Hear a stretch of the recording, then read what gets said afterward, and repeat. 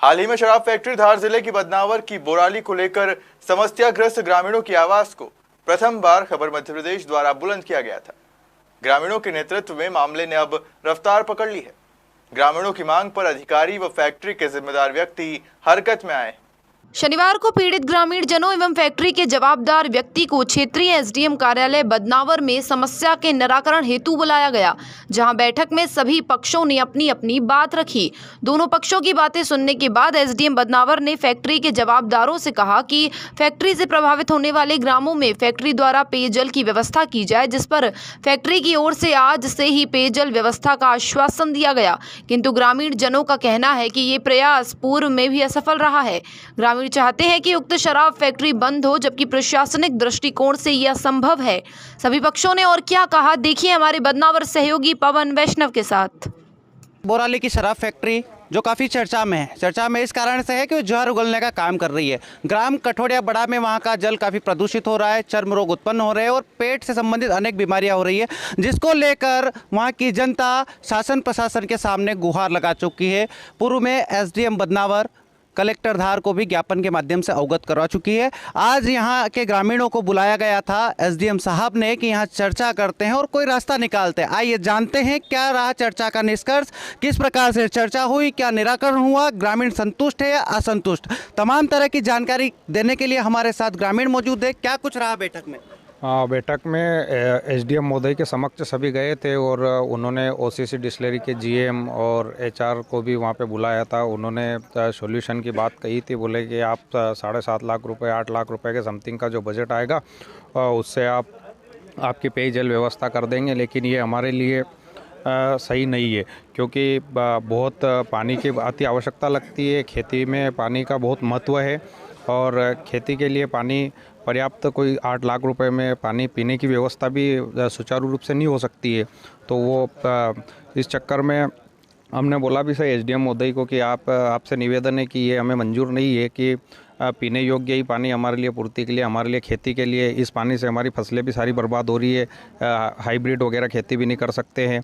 तो हमने ये समक्ष उनके रखा, तो उन्होंने भी हमारी तरफ से कोई एक्शन नहीं ली और बाकायदा उन्होंने भी उद्योगी विभाग की ओर से गया, बोले कि तुम चाहे तो आपको मैं दिखवा सकता हूँ, अन्य कंपनी हमारे पास ऑफ़र आ रही है, आपकी ज़मीन वगैरह सब जो भी है आपको देना हो अगर दूसरी कंपनी में, तो मैं उसके लिए तुम्हारे साथ में खड़ा रहूँगा। लेकिन कोई ऐसी बात नहीं हुई जिसके कारण हमारा समस्या का समाधान हो। और भी कई ग्रामीण हमारे साथ मौजूद है, आइए जानते हैं अंतिम निर्णय क्या रहा। संतुष्ट है आप? बैठक में आए थे, क्या संतुष्ट है या असंतुष्ट है? जी बिल्कुल, हम पूरे गांव वासी इसी आशा के लेके आए थे कि जो भी हमारे एसडीएम साहब हमारे समस्या का समाधान करेंगे। लेकिन बहुत सारी वार्ता के बाद उन्होंने लास्ट में उन्होंने यही कहा कि और भी कंपनियां आ रही है, आपके आसपास के जो खेतें हैं या ज़मीन है वो हम बिकवा देंगे। तो ये हमारी समस्या का कोई समाधान नहीं हुआ।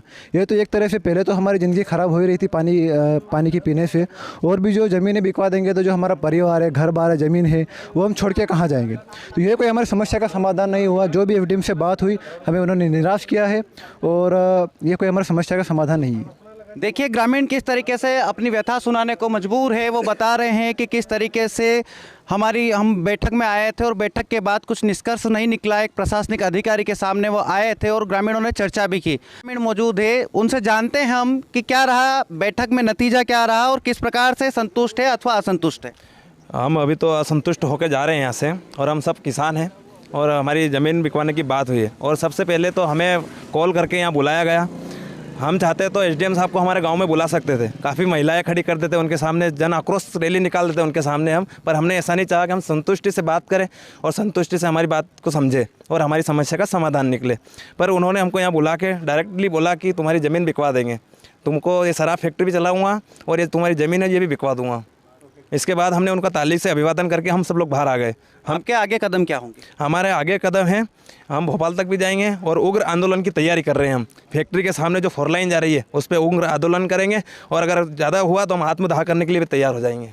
लगातार कई दिनों से ये जहरीली शराब की जो बोराली फैक्ट्री है वो जहर जैसा पानी उगलने का काम कर रहे हैं। सैंपल भी लिए जाए गए थे, आज ग्रामीण यहाँ पर भी आए थे, उसके बावजूद नतीजा निष्कर्ष शून्य निकला है। अब ग्रामीणों की ये चेतावनी है, चुनौती है कि जो 4 लेन पर बोराली फैक्ट्री है वहाँ पर चक्का जाम जैसी स्थिति भी ग्रामीण करने को अब उतारू हो गए हैं। उतारू होने का एकमात्र कारण है कि अब ग्रामीण मजबूर हो चुके हैं। यहाँ पर ग्रामवासी कठोड़िया बड़ा कनवासा बुकड़ाउदा खेड़ी के कुछ साथी थे हमारे, बडूनिया से भी हमारे साथ में उपस्थित हैं। हम सब 4 गांव के लोग जो भी बुद्धिजीवी यहाँ कह सकते हैं, घर से एक सदस्य सब आए थे और उन्होंने यहाँ पे साहब से चर्चा की।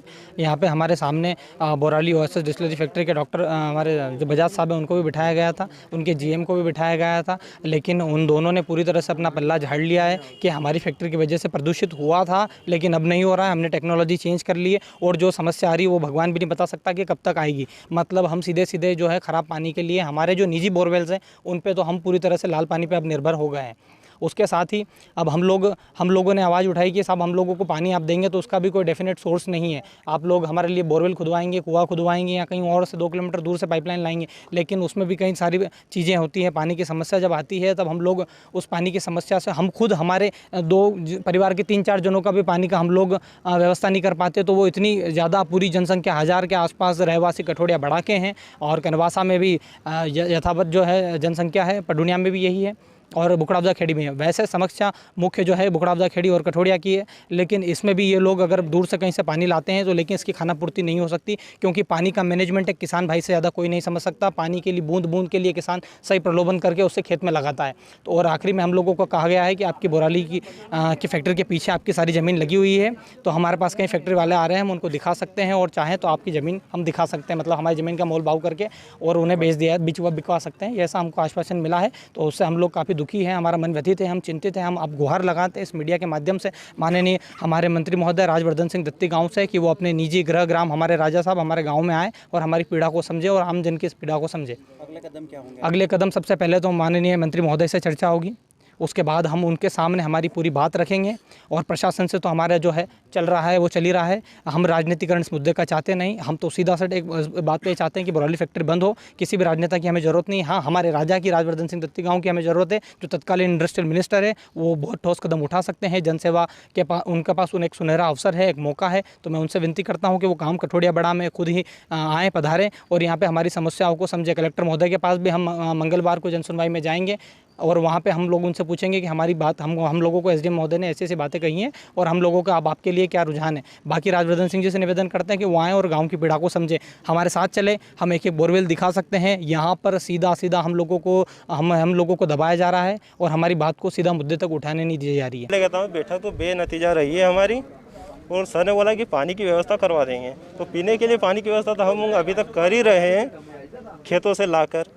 अब सिंचाई की बात है तो उन्होंने कहा कि मैं सिंचाई तो बोरवेल के पैसे जो 50,000 लगते हैं और लाल पानी आता है तो हम उससे सिंचाई नहीं करते। और एडीएम साहब ने बोला है कि पूरी रिपोर्ट में खाद्य विभाग से निकालूंगा इनकी कि कितना गेहूँ इनके पके हैं, तो पके हैं तो इनको कितने उत्पादन हो रहा है। उनका कहना है कि नुकसान नहीं हो रहा, पर हम जो बोरवेल लगाते हैं तो जो लाल पानी आता है उसको हम बोरवेल को यूज़ नहीं करते हैं, तो वो जो बोरवेल का पैसा हमारा खर्च हो रहा है लाखों रुपए, तो वो ये देंगे नहीं देंगे। और आखिरी में इन्होंने जो हमारी बात आई तो इन्होंने जो बात कही वो बहुत ही गलत कही। जो लास्ट में बात कही वो सभी ग्रामीण को बहुत बुरा लगी। बात क्या है, उन्होंने बोला कि बदनावर क्षेत्र औद्योगिक क्षेत्र घोषित हो गया है और कठोड़िया की ज़मीन आपकी, यदि आप चाहो तो मैं उन फैक्ट्रियों को बता दूं और आपकी बिकवा सकता हूं। ये बहुत ही ग्रामीण को बहुत ही बुरा लगी। ओएसएस फैक्ट्री है बोराली के पास में, शराब फैक्ट्री है। तो ग्रामीणों का ये था कि इस फैक्ट्री को बंद किया जाए।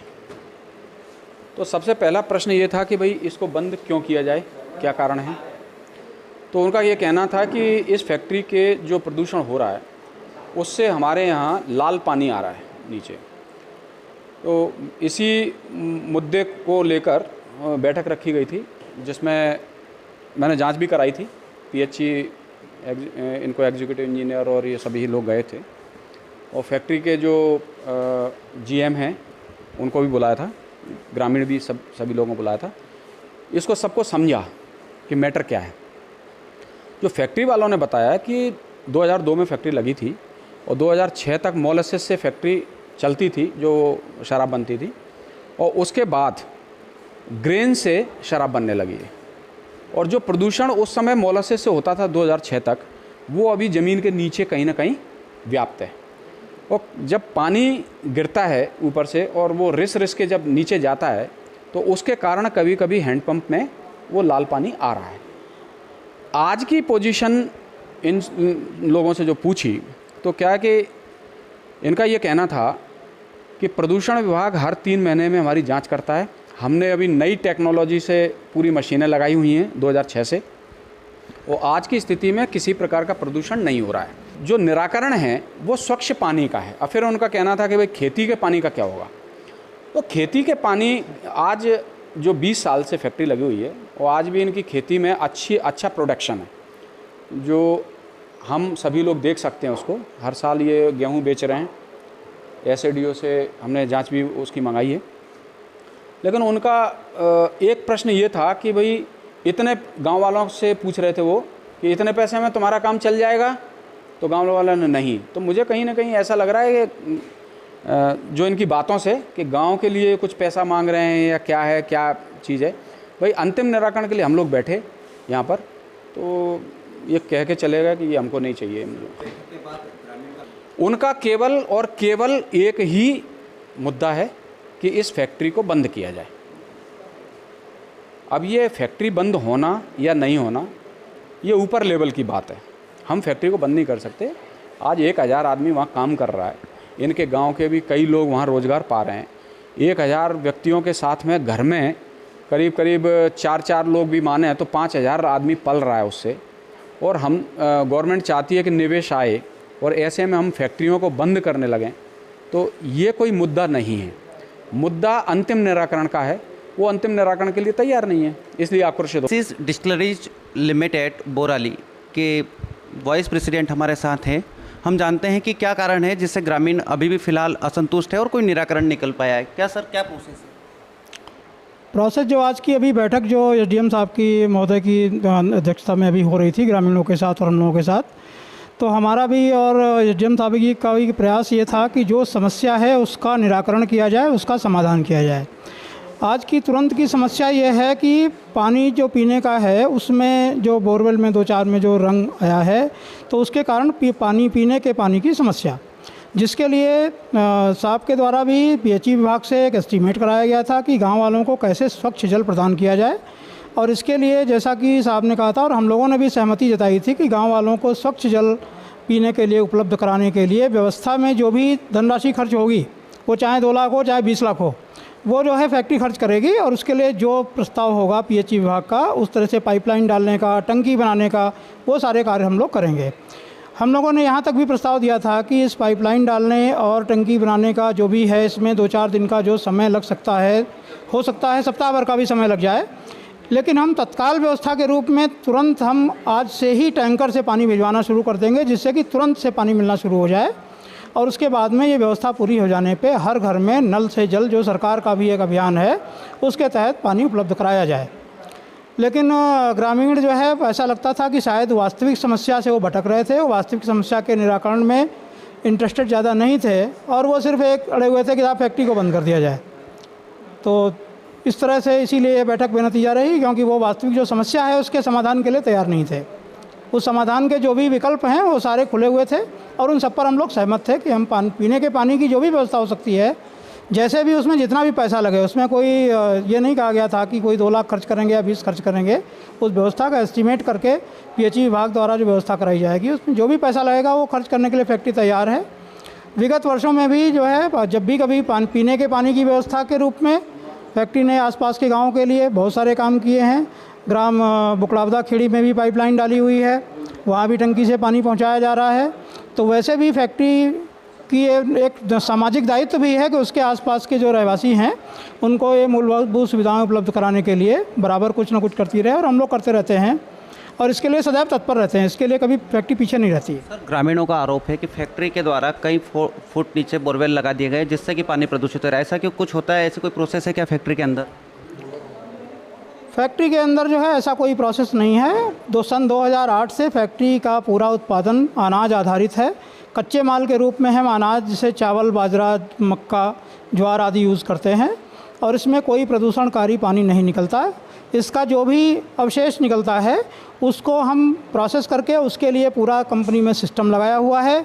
इसको मैकेनिकल इवापोरेटर से इवापोरेट करके फिर उसको ड्रायर में ड्राई करके उसको कैटल फीड बनाते हैं, जो कि बहुत अच्छी कीमत पे बिक्री किया जाता है।